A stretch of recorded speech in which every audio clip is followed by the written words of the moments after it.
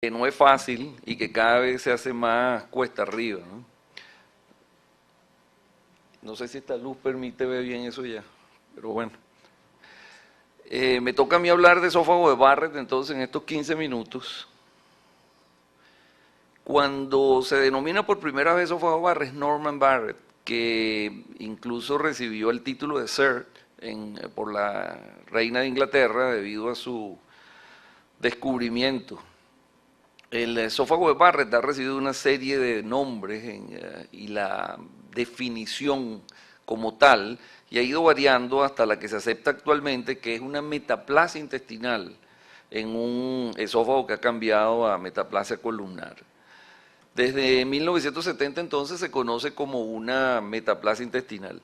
Aquí vemos, no todo el mundo tiene FAIS y magnificación, y aquí podemos ver esta barrita que está acá, blanca, esos son casi 98 veces el tamaño de lo que uno está viendo.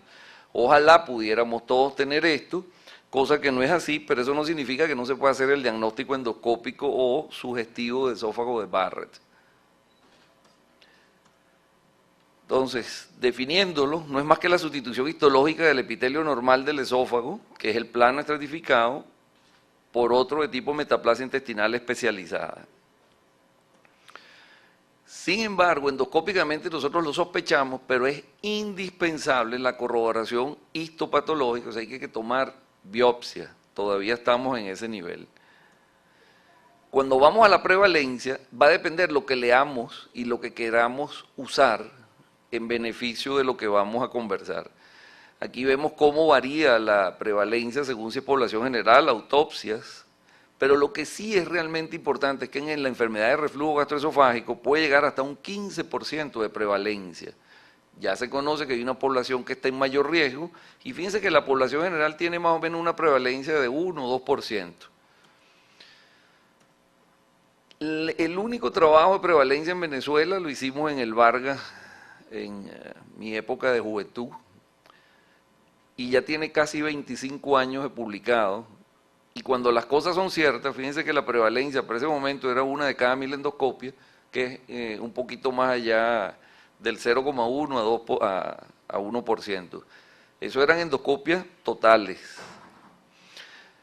Es importante conocer entonces que esto es un trastorno adquirido que requiere de muchos años de reflujo. Entonces uno se expone el esófago a la secreción ácida o pepsina o bilis, porque hay un esófago inferior que no funciona bien, porque tiene relajaciones transitorias o porque usted tiene una hernia hiatal.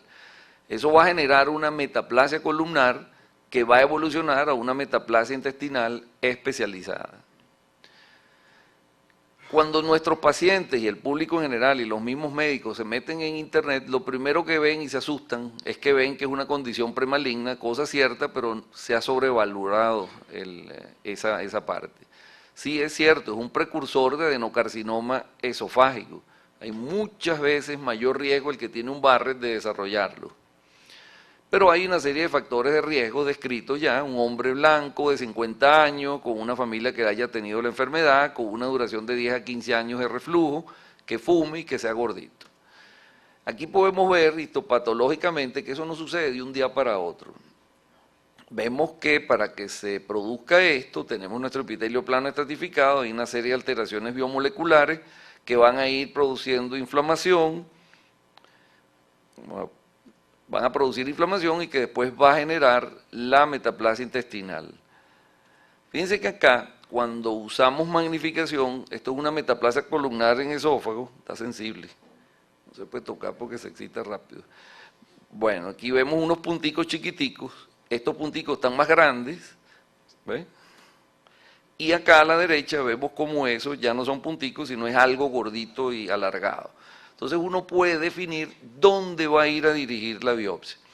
Y acá podemos ver que la secuencia de metaplasia columnar para que llegue a metaplasia intestinal no es algo fortuito, eso requiere tiempo, inflamación continua y alteraciones biomoleculares.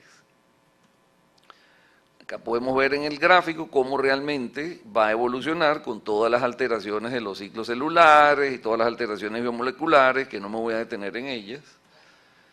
Y acá, por ejemplo, no vemos esos punticos que mostraba antes.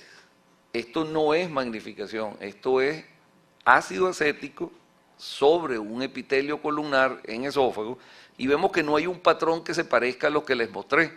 Eso es una displasia de alto grado. Entonces tenemos métodos sencillos a la mano del endoscopista que pueden ayudarlo a diagnosticar alteraciones.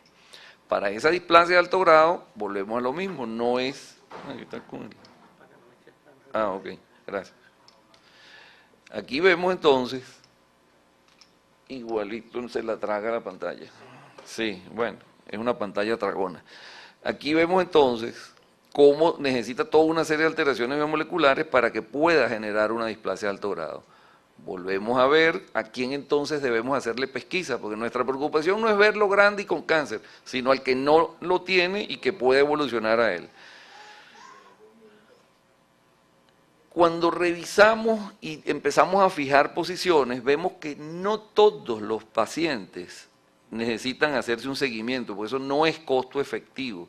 No existen estudios randomizados controlados que puedan evaluar la historia natural comparada con el seguimiento. Y esto también es porque definitivamente se ha especulado mucho con la evolución hacia adenocarcinoma, que es cierta, pero que es poca. Aquí vemos 0,1 a 0,6% de probabilidad de desarrollar un adenocarcinoma en un esófago no displásico, que ya vamos a ver qué pasa. En estos estudios multicéntricos vemos que esta progresión más o menos es la misma, 0,48 una displasia de alto grado o 0,27 para generar un adenocarcinoma. Pero sin embargo, la mayoría en 10 años, en esófagos no displásicos, no hacen adenocarcinoma. Cuando evaluamos entonces un esófago con Barrett sin displasia, lo que hacemos los gastroenterólogos es hacerle cada año una endoscopia y si por 2 años consecutivos no apareció displasia, le alargamos el periodo de evaluación. Si la displasia es de bajo grado, la cosa empieza a enredarse. Primero le hacemos cada 6 meses, por 1 año, si se mantiene igual o no evoluciona, entonces anualmente, pero si la displasia es de alto grado, aquí estamos en problemas.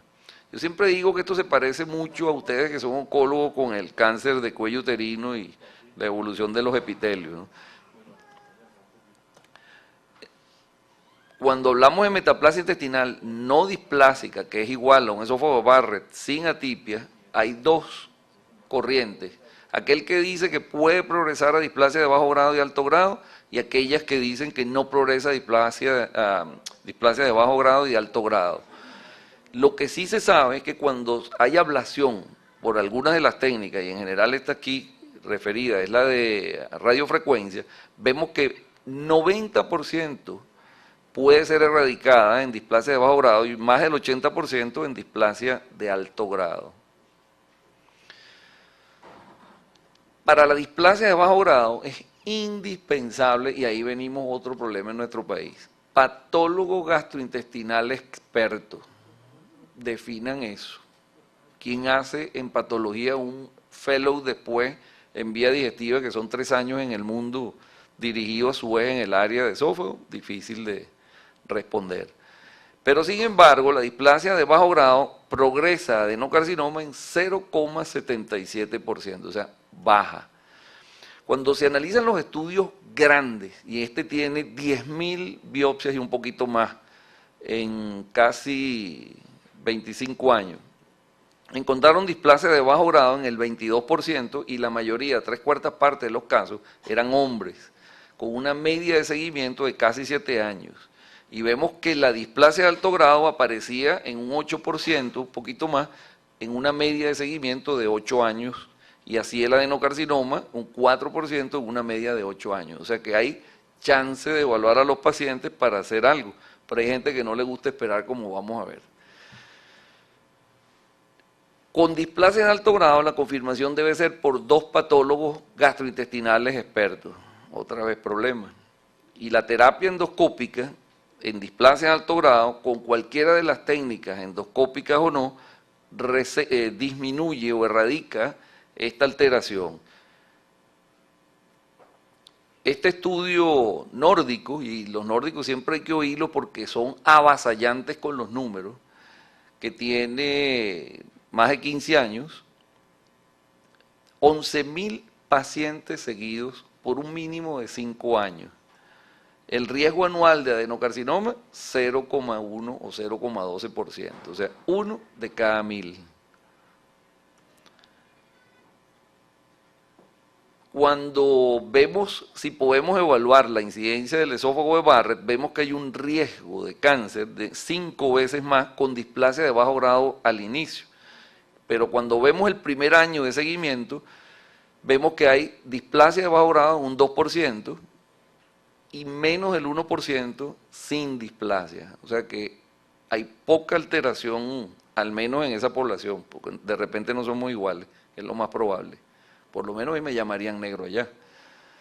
Difícil que en los países nórdicos yo sea blanco. Blanco para ellos es ojos azules.